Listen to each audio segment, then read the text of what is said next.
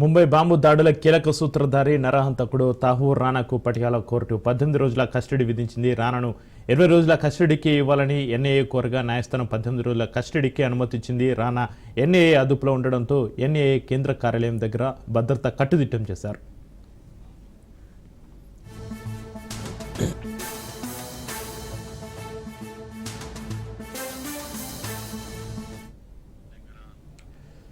తాహూర్ రానాను భారత్కు అమెరికా అప్పగించింది. అంతేకాకుండా 2011లో ఆ దాడిలో రానా ప్రత్యక్ష పాత్ర లేదని అమెరికా న్యాయస్థానం తేల్చింది. దీంతో తాహూర్ అమాయకుడని చెప్పడం భారత సార్వభౌమత్వాన్ని అవమానించడమేనని గతంలో ట్వీట్ చేశారు నరేంద్ర మోడీ. ఇప్పుడు మోడీ పాత పోస్టు సోషల్ మీడియాలో వైరల్గా మారింది.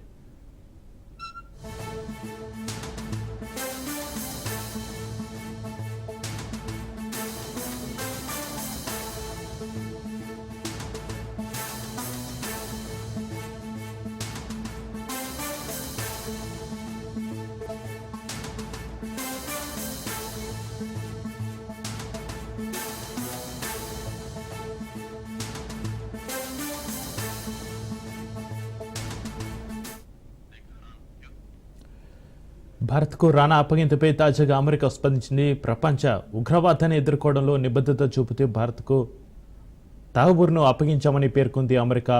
ముంబై ఉగ్రదాడుల్లో రానా ప్రమేయంపై విచారణ జరుగుతున్న నేపథ్యంలో అప్పగించామని అమెరికా చెబుతుంది. అదేవిధంగా బాంబు దాడుల్లో 166 మంది చనిపోయారని, అందులో 6 అమెరికా పౌరులు ఉన్నారని వెల్లడించింది.